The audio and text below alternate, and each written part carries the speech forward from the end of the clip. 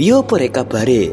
Kali ini admin akan melanjutkan series Hataroku Mau Sama Season 2 yang pasti kalian tunggu-tunggu.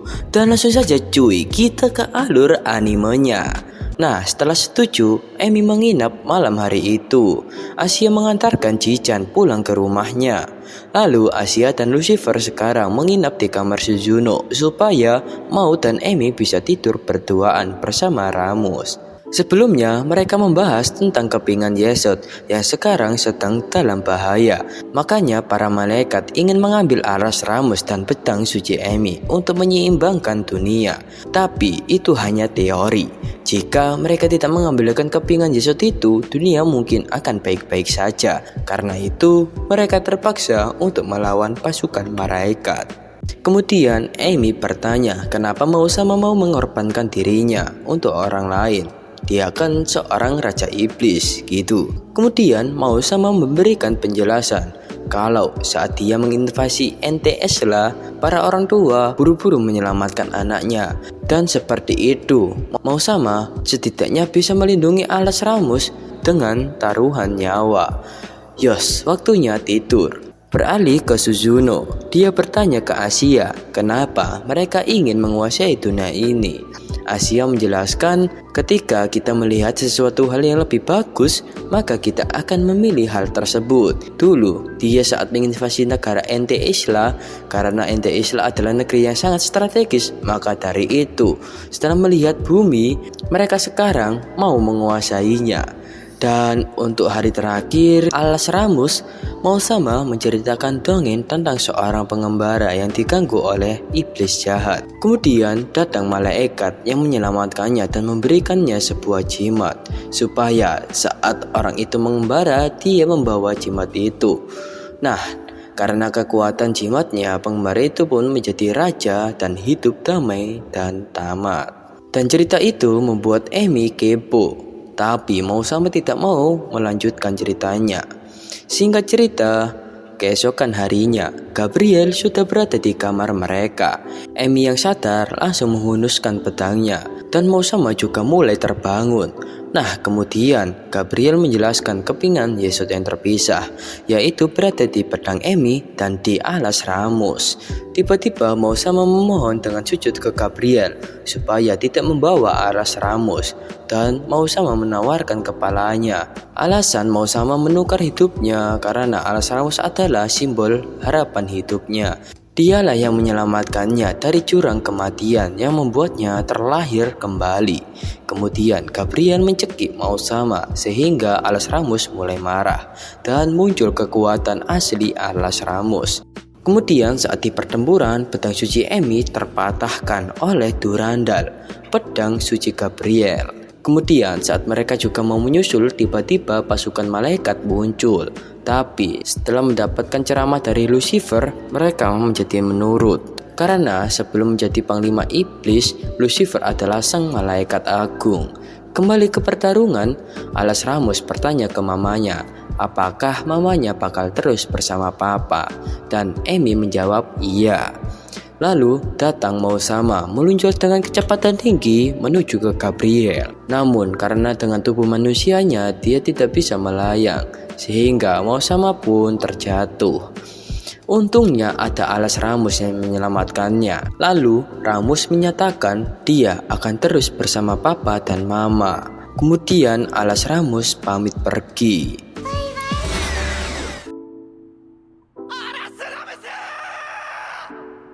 Tak lama kemudian, Emi mendapatkan kekuatan logam surgawinya.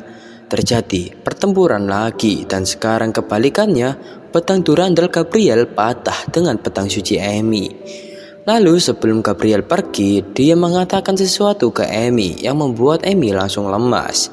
Di sisi lain, Mau Sama pun sedih ketika tahu alas Ramus sudah dibawa kabur. Lalu kita berpindah ke kafe. Emi curhat ke Chichan tentang kekalahannya melawan Gabriel. tiba-tiba terdengar suara alas Ramus dari bawah meja. Ternyata alas Ramus tidak dibawa oleh Gabriel, melainkan alas Ramus menggabungkan dirinya ke pedang Emi. Yang intinya sekarang alas Ramus menjadi satu dengan pedang suci Emi. Tapi Emi belum memberitahunya ke Mao Sama. Dan yang membuat Emi berpikir ialah cara mengalahkan Mao Sama, yaitu hanya dengan pedangnya. Tapi di dalam pedangnya ada alas Ramus. Tidak mungkin dia melepas Mao Sama dengan anaknya. Lalu Cican menyuruhnya untuk memberitahu tentang Ramus ini, sebab ini demi kebaikan Mao Sama. Saat di apartemen terlihat Mao Sama yang sedang sedih merantapi kehilangan alas Ramus, sehingga Emi pun mengeluarkan alas Ramus. Nah, setelah bertemu, saking bahagianya Mao Sama sampai menangis. Dan ucapan Gabriel yang membuat Emi lemas adalah, "Kuharap pilihan pada saat itu bisa menjadi prioritas kedamaian dunia. Dan jangan sampai terjadi tragedi Raja Iblis Agung Satan terulang kembali." Dan di akhir scene, Gabriel menemui Sariel. Sariel memberitahu tentang sayap Yesod satunya yang dibawa oleh Laila, ibunya Emilia. Di suatu hari, saat enak-enaknya melihat foto Ramus, Mao Sama mendapatkan kabar buruk karena akan ada renovasi oleh konstruksi bisnis. Dan kabar buruknya tak hanya itu saja, di rumah mereka juga diusir dari apartemen karena akan ada renovasi juga. Dan di dalam Asia dan Lucifer sudah pingsan. Ditambah lagi kabar dari tuan mereka yang dipecat dari pekerjaannya. Kemudian Asia menunjukkan paket yang dikirim oleh ibu kos 2 minggu yang lalu. Saat dibuka ternyata di dalam hanya ada kaset.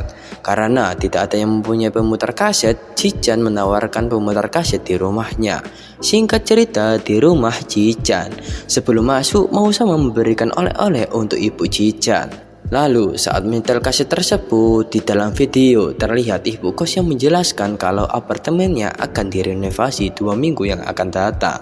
Tapi tenang, ibu kos sudah memikirkan hal tersebut. Dia mempunyai keponakan yang menjalankan bisnis di pantai Choshi Chiba, dan ibu kos ingin Mao Sama membantu bisnisnya dan juga memberikan nomor yang harus mereka hubungi. Singkat cerita, setelah berbicara dengan keponakan ibu kos, Mao Sama langsung diterima di sana dan akan dibayar 10.000 yen per harinya. Ya, setara 30 juta per bulannya cuy. Dan juga tak apa-apa kalau rame-rame. Sehingga Mao Sama memutuskan untuk besok langsung pergi ke sana. Singkat cerita, Mao Sama mengabari mereka semua kabar baik tersebut. Kembali ke rumah, ibunya merestui Cican untuk berhubungan dengan Mao Sama. Tapi jika Cican izin ikut, ibunya tidak akan mengizinkannya. Tapi jika masih batas wajar, ibunya memperbolehkannya. Lalu saat di apartemen, Sujuno dan Emi berdiskusi untuk ikut dengan Mao Sama. Mungkin di sana Mao Sama akan melakukan sesuatu jika mereka tidak mendampingi. Beralih ke keesokan harinya, Mao Sama memberitahu tentang pekerjaan sementaranya ke bosnya. Tapi bosnya menyuruh untuk kembali lagi jika sudah selesai renovasinya, sebab Mao Sama sudah dianggap tangan kanannya. Rugi sekali kalau dia pergi begitu saja. Kemudian Mao Sama pulang bersama dengan Cican dan tak sengaja berpasan-pasan dengan Sariel. Sariel memberitahu ke mereka tentang pecahan Yesod. Kemudian mereka berpapasan juga dengan Asia yang baru saja membeli sebuah koper.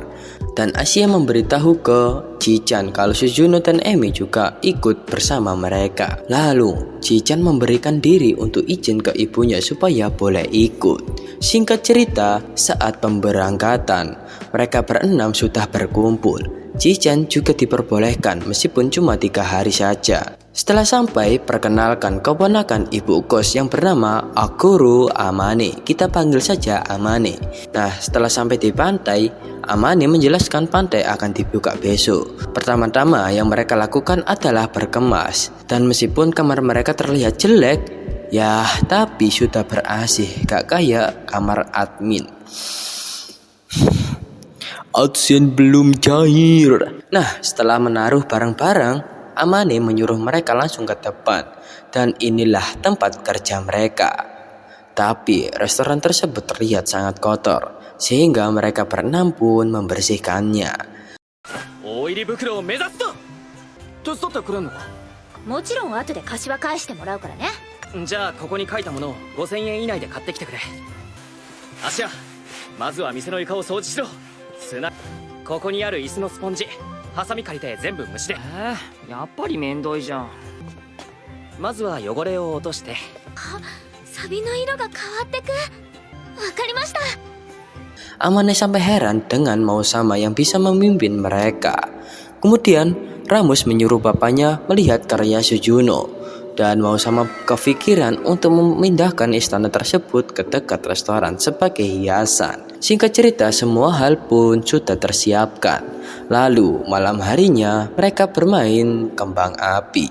Dari kejauhan muncul kapal yang bersinar terang. Lalu Amane menjelaskan kalau ada kisah hantu yang bernama Mauren Yasa. Hantu itu ingin mencari kawan, makanya dia menenggelamkan kapal-kapal, dan tanda-tanda kemunculannya seperti yang mereka lihat sekarang. Tapi itu masih mitos. Ingat, mitos cuy. Lalu terdengar sirine yang membuat Ramus menangis. Sirine itu mengisyaratkan kalau akan ada kabut tebal dan akan muncul sesuatu yang menyeramkan. Kemudian Amane izin untuk mengantarkan para gadis ke penginapan, dan sisanya supaya Mao Sama yang membereskan. Lalu saat di kamar, Mao Sama mendapatkan SMS dari Chichan. Chichan bilang kalau mereka sudah sampai di penginapan dengan aman. Tapi Chichan bilang kalau Amane sepertinya pergi ke suatu tempat di tengah kabut. Awalnya mereka berpikir Amane pulang, tapi Chichan tidak bilang pulang, melainkan pergi ke suatu tempat. Lalu terdengar suara keras sirine kembali yang membuat mereka kaget. Dari kejauhan, Asia melihat bayangan di balik kabut. Monster tersebut tubuhnya sangat besar. Mereka berpikir itu hantu yang disebut Amane tadi. Dan makhluk tersebut semakin lama semakin mendekat. Mereka pergi keluar untuk melihatnya, dan ternyata itu klan Cyclops, dan juga ada penduduk ibu kota dari kerajaan iblis Satanus Alt. Awalnya para iblis itu menganggap mereka bertiga manusia biasa. Tapi sebelum mereka menjelaskan, tiba-tiba muncul pusaran angin yang membawa kedua iblis tersebut. Mereka menganggap ini ulah para orang gereja. Tak lama kemudian, dari atas muncul Camio. Nah, mereka bertiga berusaha menyelamatkan Camio dari pusaran angin tersebut.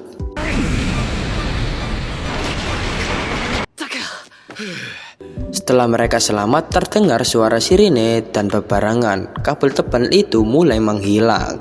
Kemudian mereka bertiga menjelaskan jati dirinya dari Lucifer, Asia, dan Raja Iblis Satan, Mao Sama. Sehingga Camio pun senang melihat mereka bertiga masih hidup dan memberitahu kalau dunia iblis di NTS lah kembali ke masa kehancuran. Tiba-tiba Camio berubah menjadi burung gagak kecil. Singkat cerita, keesokan harinya Amane menyuruh mereka bertiga keluar untuk melihat sunrise.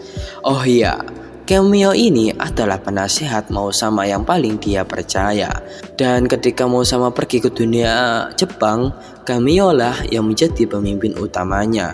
Tapi Mao Sama heran kenapa saat di Jepang Camio malah babak belur. Nah, di rumah Mao Sama melihat keadaan Camio. Untungnya tidak apa-apa, cuman saat berbicara selalu mendapat imbuhan pi. Dan sekarang waktunya Mao Sama meluncur ke medan perang.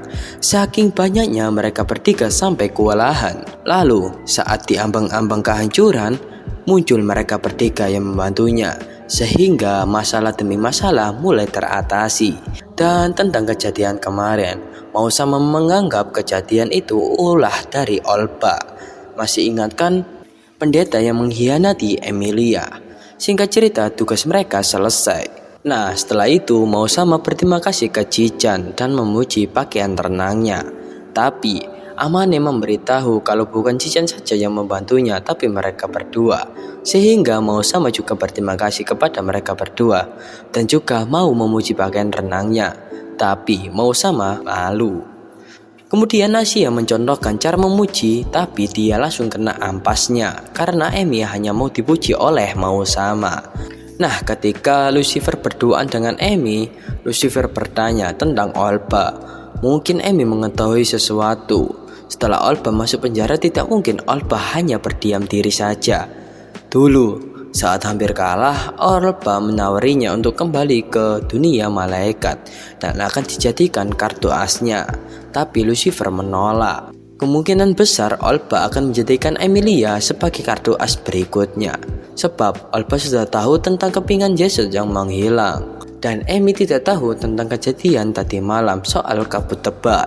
Berpindah ke penginapan, Mausama menunjukkan cameo ke alas Ramus. Cameo menjelaskan kalau dia adalah ahli strategi Mausama. Dan karena dia, kerajaannya menjadi maju sebab pemikiran cerdasnya. Lalu saat Cameo hampir tertangkap Ramus, dia menghindar yang membuat Ramus hampir nangis. Sehingga Amy pun marah. Tapi Ramus meminta maaf karena dia yang bersalah. Kembali ke topik, mereka berbicara tentang kejadian tadi malam. Ya, beneran para gadis-gadis itu tidak tahu tentang kemunculan iblis, padahal jaraknya sangat dekat. Dan Mausama kepo dengan mercusuar yang berada di sana.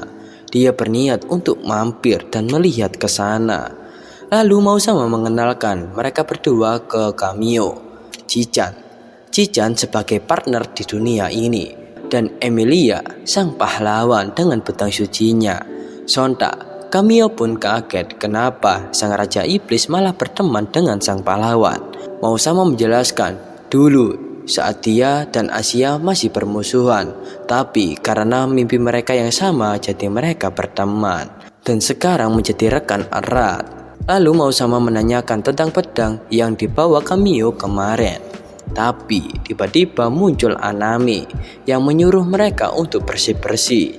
Nah, sebelum Mausama pamit, Cameo menjelaskan wanita itu yang membuat mereka babak belur di dunia ini. Kekuatannya seperti dewa iblis. Dan pelaku kejadian kemarin tentang angin yang membawa iblis itu adalah Anami. Dan episode kali ini pun selesai cuy. Ya, mari kita masuk ke season curhat-curhat.